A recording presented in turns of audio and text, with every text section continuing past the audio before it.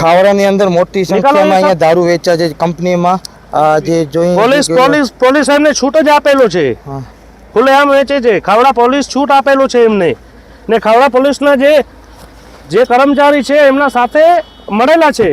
એ બોર્ડરથી દારૂ એ લોકો જ લઈને અહીંયા આવે છે. આ पटरी पे यहाँ गाड़ी में नंबर प्लेट नहीं दे दो उनको, दे दो, पैसा दे रहे हैं बेचारा, दे दो. क्यों नहीं दे रहे उनको माल? हाँ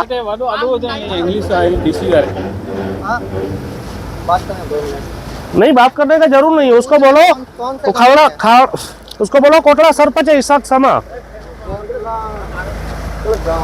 हाँ, कोटड़ा गांव का सरपंच है. बोलो ये तुम खुलेआम भेज रहे हो, तुमको किसने बोला यहाँ भेजने के लिए? दारू छूट है क्या? कच्छ जिल्लाની ભુજ તાલુકાની પોલીસ સાથે રહીને આવા કામ કરે છે. જો ખુલ્લેઆમ દારૂ વેચાય છે ગાંધીની ગુજરાતમાં દારૂ વેચાતો નથી તો અહીંયા વેચાય છે કચ્છ જિલ્લાની અંદર ભુજ તાલુકાના ખાવડા વિસ્તારમાં ખુલ્લેઆમ વેચાય છે. કારણ કે વિશાલ પટેલ સાહેબ જે ભેગા છે એ વેચાવે છે પાર્ટનર રહીને ભેગો. પોલીસ સ્ટાફને બધી ખબર છે. એવા 10 પોઈન્ટ છે, એક નથી. અહીંયા આપણે પોલીસ બોલાવી એમને કેટલા કલાક થઈ ગયા? 3 કલાક થઈ ગયા. હમણાં પોલીસ આવી છે.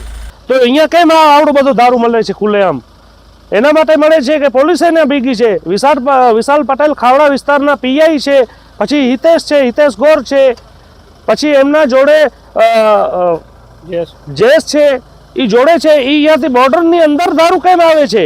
કચ્છની અંદર, કચ્છથી ક્યાંથી દારૂ આવે છે? કેમ આવે છે દારૂ? એટલે પોલીસ સ્ટેશનને બધી ખબર છે. એ ભેગા રહીને અહીંયા દારૂ વેચાવે છે. એવો 1 પોઈન્ટ નથી, 10 પોઈન્ટ છે. ને એ લોકો ઉપર કાયદેસર કાર્યવાહી થવી જોઈએ. ને સરકારને મારી અપીલ છે કે એ બંધ થવું જોઈએ. અમારા વિસ્તારની અંદર દારૂ ખુલ્લેઆમ વેચાય છે. ખાવડામાં એક મોટામાં મોટો પોઈન્ટ છે લુડિયા પાસે, ને બીજો પોઈન્ટ છે અહીંયા કંપનીની અંદર. દરેક કંપનીની અંદર એવા પોઈન્ટ છે દારૂના. ને ખુલ્લેઆમ દારૂ એ લોકો પાસ કરાવીને આપે છે. અહીંયા પીઆઈની ગાડી જ આવે છે સાથે પાસ કરાવવા માટે. એ લોકો કેમ દારૂ લઈ આવે છે અંદર?